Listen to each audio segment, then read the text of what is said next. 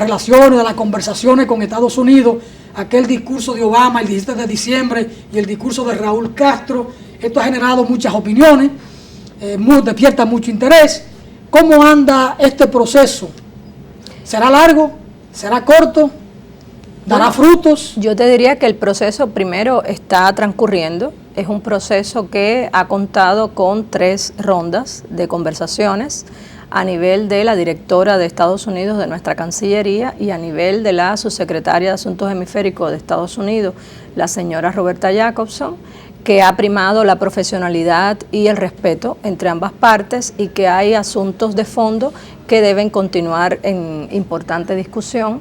Entre estos asuntos de fondo se encuentra el de la interpretación de las convenciones de Naciones Unidas para el funcionamiento de las representaciones diplomáticas y también, por supuesto, desde diferentes escenarios, desde la cumbre de la CELAC en Costa Rica, el pasado 28 de enero, desde otros espacios, nuestro presidente Raúl Castro y el canciller Bruno han dejado muy claros que todo este proceso debe continuar con esos mismos principios, o sea, sobre los principios de igualdad entre nuestras dos naciones, sobre los principios de respeto a cada una de las partes y también con la voluntad de entendernos civilizadamente a pesar de las diferencias que nos caracterizan.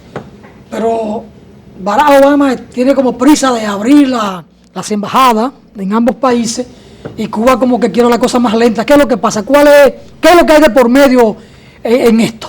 Bien, yo pienso que el presidente Obama ha tomado una decisión histórica que hay que reconocer. Es innegable que es el primer presidente de Estados Unidos que reconoce el fracaso de su política hacia Cuba, a la vez que su decisión de entablar este diálogo y de dar pasos hacia la normalización de las relaciones es un proceso que no debemos prever que sea rápido ni descuidando que han habido 56 años de bloqueo que se mantiene en pie, se mantiene intacto y que ha habido muchos más años, no solo estos 56, sino más de un siglo de hostilidad y de política de intentos por diferentes vías de dominar el país, de Estados Unidos de dominar Cuba. Por tanto, estas conversaciones nosotros pensamos que van al ritmo requerido, que Cuba no tiene tampoco ningún tipo de interés de que se malogre el objetivo por el cual hemos ido a esta mesa de negociación. El objetivo es precisamente restablecer relaciones diplomáticas que han estado interrumpidas y realmente la velocidad ha de ponerla la razón y la velocidad para Cuba tiene que ver con el ritmo que nos permite alcanzar nuestros propósitos en esas conversaciones y nosotros sí pensamos que si Cuba tiene relaciones con más de 100 países del mundo, con los cuales en la inmensa mayoría tenemos importantes diferencias en cuanto al sistema político, económico y social que establecen otras naciones, pero tenemos relaciones, tenemos comercio, tenemos un intercambio muy alto de visitas a altos niveles, incluso, ¿por qué no establecer una relación en esa misma condición con Estados Unidos?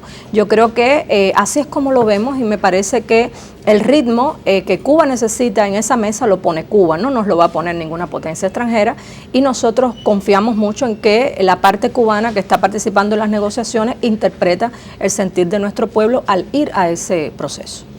¿Y cuál es el interés de Obama de tener una sede diplomática en La Habana y una de Cuba en Washington de aquí a abril, a mayo? Bueno, habría que decir que en sus propias palabras el presidente Obama, primero, lo que ya mencioné, ha reconocido que no ha funcionado su política, que ha fracasado. Segundo, porque Obama en sus palabras textuales del 17 de diciembre ha dicho que necesita recuperar su protagonismo en América y hay un clamor latinoamericano y caribeño, y más allá, pero fundamentalmente latinoamericano y caribeño, exigiéndole al presidente Obama la presencia de Cuba en el escenario americano y que ya no se sostienen cumbres de la OEA sin la presencia de Cuba. Por tanto, Obama ha llegado allí bajo una serie de señales muy claras de la comunidad internacional que se oponen a la exclusión de Cuba de este escenario donde América Latina y el Caribe están más integradas y donde han surgido nuevos actores en el escenario latinoamericano y caribeño y en el escenario americano todo, donde Cuba se ha hecho imprescindible. Por tanto, creo que él está haciendo uso del tiempo que le queda en la presidencia, que sabemos que ya está en la última etapa de su segundo mandato, y nos parece que está respondiendo a un clamor de su propio pueblo, cuyo 64% en opinión pública, según encuestas, favorece un cambio de política de Estados Unidos hacia Cuba. Uno supone que el 17 de diciembre tuvo un largo antecedente de conversaciones, de llamadas, de discusiones, de acercamiento, muy discretamente, porque nadie se esperaba esto. Y de repente el 17 de diciembre, la noticia, el discurso de Obama, el discurso de Raúl. Raúl y Cuba pusieron como condición la libertad de los 3 prisioneros cubanos que aún quedaban en cárcel norteamericana para iniciar el proceso o para hacerlo público. La liberación de los 3 compañeros era una de las cuestiones no negociables de esa conversación. Y realmente, ¿por qué tenían que estar libres? Porque nunca tenían que haber estado presos, porque no se les probó ningún crimen y realmente estaban presos, incluyendo uno de ellos, Gerardo, que tenía 2 cadenas perpetuas más 15 años. Y estaba demostrado por diferentes instancias del derecho internacional, dígase la Comisión de Detenciones Arbitrarias de la ONU y otras, de que estos 5, 2 de los cuales cumplieron todos los días de su sanción, René y Fernando, ninguno de ellos tenía que haber estado en prisión porque no había acusaciones serias y demostradas en su contra. Y por tanto, esto no era parte de nada que no se considerara como una de las cuestiones a alcanzar en ese acuerdo. También, por supuesto, el hecho de que Estados Unidos tenía un preso en Cuba. Nosotros habíamos aplicado la ley de nuestro país a un contratista estadounidense que había violado la soberanía del país introduciendo tecnologías para los grupos contrarrevolucionarios que en Cuba operan a favor de los intereses de Estados Unidos, y esta es una flagrante violación demostrada. Ese es el caso de Alan Gross. Ese es el caso. Pero había otro... Había otros presos, exactamente, que ya llevaba más de 20 años preso. Exactamente, 2 décadas, y realmente estos también eran intereses. Como resultado de todo ese proceso, la liberación de los 3 compañeros y la liberación, el indulto que se le dio a los estadounidenses o el ciudadano cubano que trabajaba para los intereses de Estados Unidos, realmente son decisiones que cada parte tomó de manera unilateral, considerando elementos de carácter humanitario y otros, y a nosotros nos parece que el desenlace de todo esto, con el regreso de los 3 compañeros a casa, es el triunfo también de esa razón y de ver que ellos pudieron resistir, que Cuba ha tenido una posición firme ante todo esto y que era hora ya de dar fin a este episodio demasiado doloroso ya en términos humanos para ambas familias, y por tanto creo que fue muy correcto esta decisión. ¿Y usted no considera que en una política de negociación hay que tener también cierta flexibilidad? Por ejemplo, en este proceso que recién se inicia públicamente el 17 de diciembre del año pasado, creo que debe tener 8 o 10 meses, quizás un año en camino el proceso como tal. La última afirmación o las últimas afirmaciones de Raúl en materia de política internacional y sobre todo regional de apoyo a la revolución bolivariana, sí, pueden agrietar ese proceso. No podía Raúl y Cuba ser un poquito más discreto en términos del discurso así tan enérgico. Mira, Cuba... De respaldo así, ¿no? Claro. Al proceso venezolano. ¿Cómo lo veo yo? Hay principios. Los principios es todo aquello de la categoría, de las categorías filosóficas con las que se mueve un país o una persona, que no son negociables. Y para nosotros nuestra solidaridad, nuestro compromiso internacionalista es un principio. Eso no se negocia en ninguna instancia. Y por tanto, las palabras de Raúl en Venezuela, hace apenas unos días en la cumbre extraordinaria del ALBA en apoyo a Venezuela y exigiendo que este decreto que considera a Venezuela una amenaza para la seguridad de Estados Unidos sea totalmente derogado. Este compromiso que Raúl ha expresado a nombre de todo nuestro pueblo de cerrar filas junto a Venezuela es una ratificación de ese principio.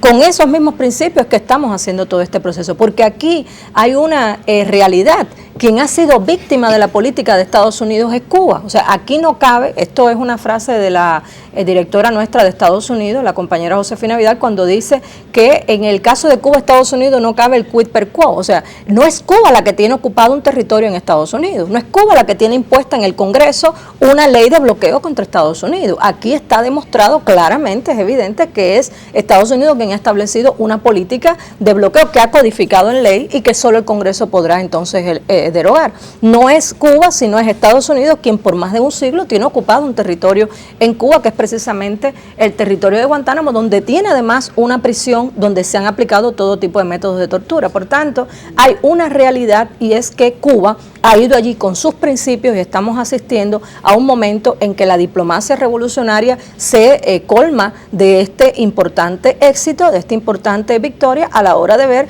que tienen que reconocer que solo la legalidad internacional es lo que debe prevalecer en las relaciones entre los estados, y que Cuba tiene derecho a tener una embajada en Estados Unidos en las mismas dimensiones, condiciones y facultades como las tiene que tener Estados Unidos en Cuba. ¿Por qué razón ellos van a tener, por ejemplo, un búnker lleno de una estación CIA y Cuba no va a poder tener allí la igualdad y cantidad de funcionarios con las facultades de movilidad que tiene cualquier delegación diplomática en cualquier país del mundo? O sea, ahí está realmente el elemento fundamental, y esto no es negociable. Realmente Cuba, a la hora de tener que en un escenario determinado, esto es parte de la diplomacia, lo sabemos, que modular un discurso, etcétera. Yo creo que Cuba ha sido sumamente cuidadoso. Nuestro país ha tenido las palabras adecuadas en cada uno de los escenarios donde se mueve, y yo creo que eso forma parte de nuestra cultura política también, y esto no está reñido con que en cada escenario, sin que estemos invocando todo el tiempo nuestros principios, se sepa que todo diplomático, todo dirigente cubano actúa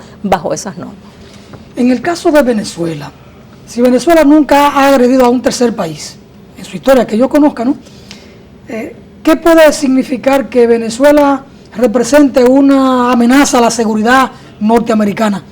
¿Qué razones pudiera tener Barack Obama y el gobierno norteamericano o el Pentágono para salir con esta decisión? Porque uno como que se sorprende. Sí. En su punto de vista, en los puntos de vista de Cuba, ¿qué razones pudiera tener Obama para salir con esto? Mire, realmente vemos sin fundamento esta declaración del presidente Obama de considerar a Venezuela una amenaza. Lo vemos sin fundamento desde el punto de vista de que en los estimados de inteligencia y de seguridad nacional de Estados Unidos no aparecía con esta categoría el caso venezolano. Sí aparecían otros casos que eran de una alta preocupación para diferentes instancias del sistema de seguridad nacional estadounidense. En el caso de la actual coyuntura, sí podemos presuponer y queda evidente que Venezuela está en la mira del imperio, porque Venezuela está jugando un papel fundamental dentro de todo el proceso de integración latinoamericana y caribeña. Recordemos que Venezuela, bajo la presidencia del comandante eterno Hugo Chávez Frías, fue quien con su firmeza, con también la visión estratégica que Chávez imprimió a la revolución bolivariana desde sus inicios, empezó a abrir la brecha que había de esa larga dependencia por 2 siglos de toda América Latina, dependiendo de la economía y en definitiva de todo el sistema de dominación desde el punto de vista de las finanzas, de la economía, de la industria, del comercio de Estados Unidos. Y Venezuela es esa garantía para todos nuestros pueblos. Venezuela, con la creación de experiencias como el ALBA TCP, está garantizando que un recurso tan estratégico para el desarrollo de cualquier país como es el petróleo, por las importantes reservas petroleras que tiene Venezuela, que son consideradas por muchos expertos las más importantes del mundo o entre las más importantes. Hay diferentes visiones, pero se sabe que son un país rico en recursos petrolíferos, y realmente ahí está la intención clara de detener el avance de la integración latinoamericana y caribeña. Está también la intención de, a través de la guerra económica, como hicieron con Allende en el 73, en el caso del gobierno de la popular de Allende, en el caso nuestro, que nos han aplicado un bloqueo económico por 56 años y todavía no lo quitan.